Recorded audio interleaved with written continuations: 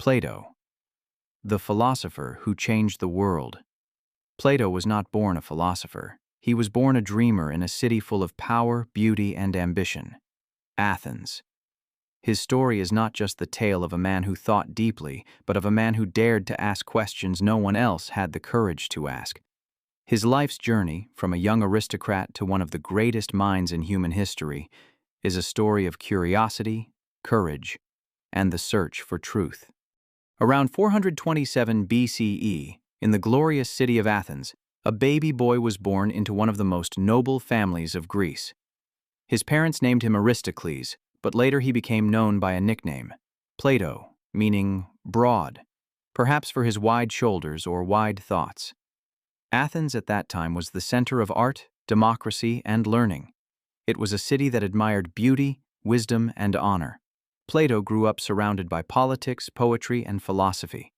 His family expected him to enter politics, as was the tradition among nobles.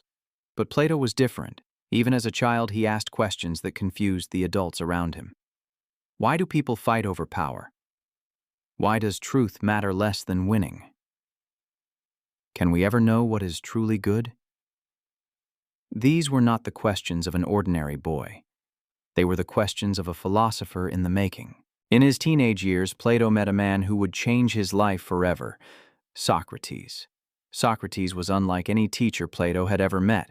He didn't lecture, he didn't write books, and he didn't claim to know the truth. Instead, he asked questions. When Plato first heard Socrates speak in the marketplace, he was fascinated. Socrates went from person to person, questioning politicians, poets, and craftsmen about the meaning of justice, virtue, and knowledge. His method of questioning, later called the Socratic method, exposed ignorance and forced people to think deeply. To the young Plato, Socrates was like a light in the darkness. He showed that wisdom was not about having answers, but about seeking them. Plato soon became his devoted student and follower. Together they walked through Athens, questioning everything. What is justice? What is love? Can truth ever be known? Under Socrates' guidance, Plato began to see that true knowledge was not found in wealth or power, but in understanding oneself and the world. But Athens was not ready for Socrates' kind of wisdom. His questioning embarrassed the powerful and threatened traditional beliefs. In 399 BCE, the city that claimed to be the cradle of democracy condemned its greatest thinker to death. Socrates was accused of corrupting the youth and disrespecting the gods. For Plato, it was a nightmare. He watched as his beloved teacher drank a cup of poison hemlock, calm and fearless. Socrates could have escaped. His students had offered to help, but he refused. He believed that breaking the law, even an unjust one, would harm the soul. As Socrates' final words faded, something was born in Plato, a promise. He vowed to continue his teacher's mission, to seek truth, to challenge ignorance, and to educate others. But he also realized that Athens was not a place for philosophers anymore. Heartbroken and disillusioned, Plato left Athens. For nearly 12 years, he traveled across the ancient world, Egypt, Italy, and beyond. Everywhere he went, he studied. Mathematics in Egypt, philosophy in Italy, astronomy in Sicily. He met priests, scientists, and thinkers. Each culture had its own version of truth, and Plato tried to connect them all. Through his travels, he began shaping his own philosophy, a blend of reason, ethics, and a search for a higher reality. One idea began to dominate his thoughts. The world we see is not the real world. True reality exists beyond what our senses can perceive. This became the foundation of his most famous idea, the theory of forms. Plato believed that everything we see in the physical world is just a shadow of a perfect idea. For example, when we see a beautiful flower, that flower is only a reflection of the perfect form of beauty that exists beyond our world. He explained it through the allegory of the cave, one of the most powerful metaphors in history. He imagined people chained inside a dark cave, watching shadows on the wall, believing those shadows were real objects. But if one person escaped and saw the sunlight, he would realize that the shadows were only illusions. According to Plato, most people live in the cave, believing only what they see.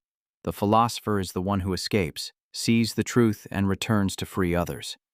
Around 387 BCE, Plato returned to Athens. He had matured into a great thinker, and his vision was clear. He wanted to build a place where philosophy, science, and art could grow together, a place where minds could question freely.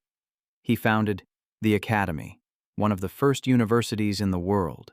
Students came from all over Greece to learn not what to think, but how to think. Mathematics, astronomy, ethics, and politics all were taught under the olive trees of Plato's Academy. Plato would often walk among his students, asking them questions much like Socrates had done. He believed that knowledge was not something one person could give to another. It had to be discovered through reasoning. One of his brightest students was a young man named Aristotle, who would later become a philosopher as great as his teacher.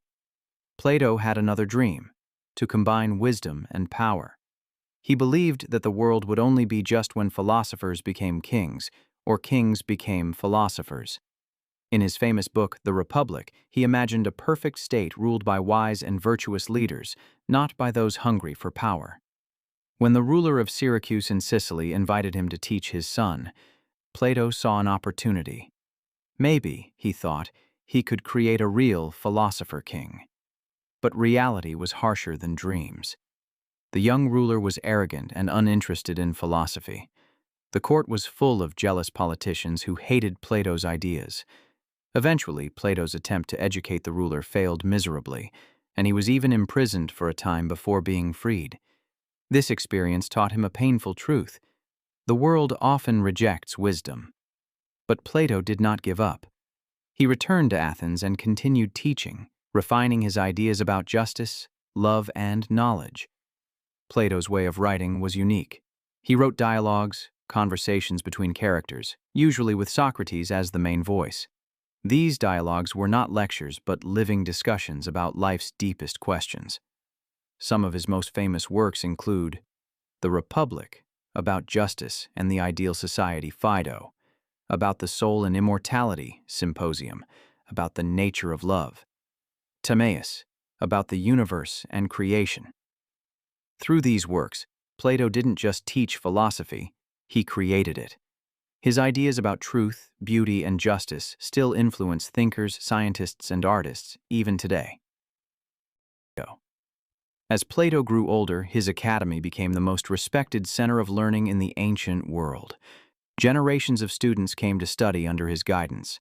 One of them, Aristotle, would later teach Alexander the Great, who carried Greek culture across continents. In this way, Plato's ideas spread through history, not by war but by wisdom. Plato lived a long life. He died around 347 BCE in his 80s, still teaching, still writing, still questioning. But death did not silence him. His academy continued to operate for over 900 years, long after the fall of Athens, the rise of Rome, and the birth of Christianity. More than 2,000 years later, Plato's thoughts remain alive. His questions still echo in classrooms, universities, and even in our personal lives. When we wonder what is true, when we ask what is justice, when we think about what makes life meaningful, we are following the path Plato began. His belief that truth exists beyond appearances laid the foundation for modern science. His vision of education as a search for truth shaped universities. His idea of justice inspired democratic values around the world. Even his cave allegory reflects our modern struggle with illusions in media, politics, and society. Many of us still live in that cave, seeing shadows on the wall. Plato reminds us to seek the light, no matter how painful or difficult it may be. Plato never claimed to have all the answers. In his dialogues, Socrates often ends without a final conclusion. Why? Because Plato wanted us to continue thinking. He believed that learning is endless, that truth is not a destination but a journey.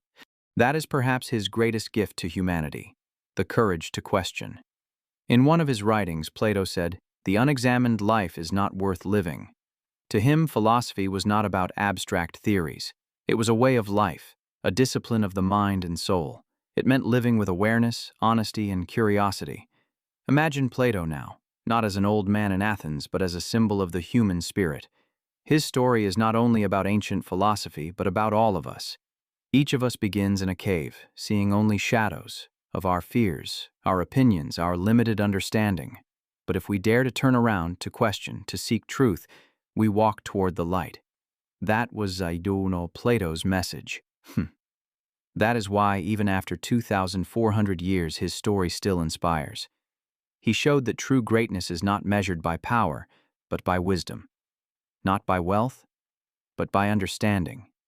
Not by how loudly we speak, but by how deeply we think. Plato's life was not easy.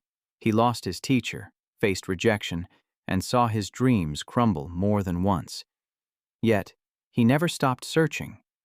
Through his books, his academy, and his ideas, he built a bridge between the ancient and modern worlds. Every time a student asks why, every time a thinker challenges the ordinary, every time a teacher guides others toward understanding, Plato lives again. In the end, Plato was not just a philosopher.